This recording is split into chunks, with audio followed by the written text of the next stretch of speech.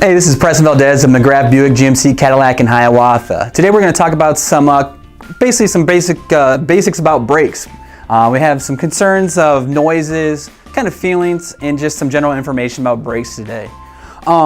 First and foremost, brakes are a safety system. Brakes should be maintained properly to ensure we can make stops safely, and not only for your safety, but everyone else on the road. So that's why we're talking about it today. Two great indicators on brake systems are brake warning lamps, including the red amber ABS lamp, as well as the red warning indicator. Anytime those lights on, it's very well potential that we can need to get the vehicle in for service and at least get it diagnosed with what's going on with it. Typically, the amber light for ABS indicates a fault with the anti-lock brake system. Anytime that light is on solid, that indicates that that system is being disabled and you're going to be without anti-lock brakes. That's not to say that you're not going to have any braking ability, but the anti-lock portion of it will be disabled at that point. And there's also the red warning lamp that typically indicates there's either a fluid level issue or that maybe perhaps the parking brake's still applied. So like I said, anytime those two warning lamps are on, we strongly suggest that you bring the vehicle in and get it looked at just to make sure we don't have any further issues going on with it.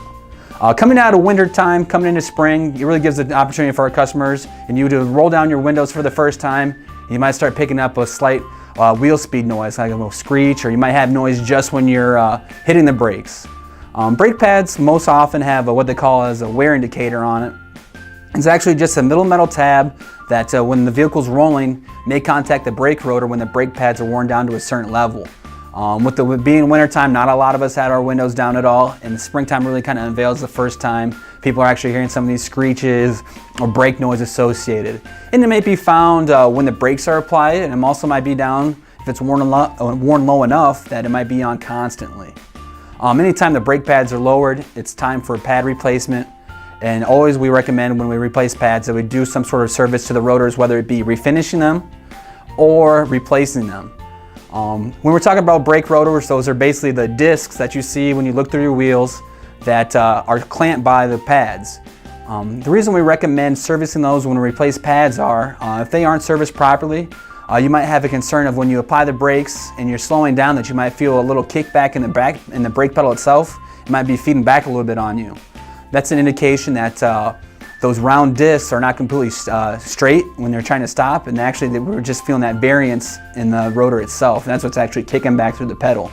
You might also feel a little shimmy in the steering wheel when you're on the brakes too. That it also indicates that potentially we have a rotor issue. Basically we're talking about disc brakes right now. There's still a few vehicles out there with drum brakes, and they will kind of have the same attributes. If you do have a drum that's out around, you'll also get a little brake pedal pulsation, or you might get a little shimmy in the steering wheel. You also might be feeling it when you're sitting down in the seat almost, so feel a little feedback through the vehicle. That's usually a pretty good indicator that the rotors may need machining or may need a replacement. Some other things with brakes, obviously we talked about the lights, we talked about the noise. One thing we haven't mentioned yet was what if the pedal feels like it's going down a long ways? That can mean a handful of things. Typically though, it could lead back to the brake pad level. As those brake pads wear down, the material gets thinner, and that means the pedal has to travel that much farther to make that same effort to squeeze those rotors and stop the vehicle. It also could indicate that potentially you have a fluid leak.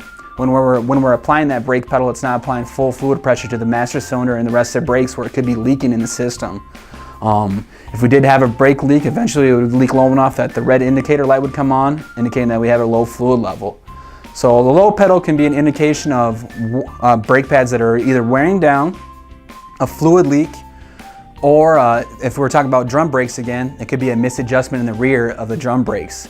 Basically, that's basically the same thing as the long pedal. Is the brakes in the rear are unadjusted, they're going to have to expand that much farther to apply to the brakes to make a complete stop.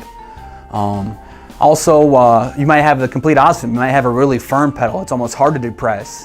And typically that indicates that we have a master cylinder failure or a hydraulic booster or a vacuum booster failure. So basically we're trying to do all the braking force without any booster element. And typically all vehicles are included with some sort of power brakes now. That's standard equipment on vehicles these days. And that can be indicating a problem that pedal is really hard to depress. Other than that, that's just some basic information about brakes and when to get them looked at and what to be aware of if you're having any of these symptoms. Feel free to give me a call here at the Mcgrath Buick GMC Cadillac store in Hiawatha, or look us up at mcgrathauto.com to schedule a visit and we'll get you in for an appointment.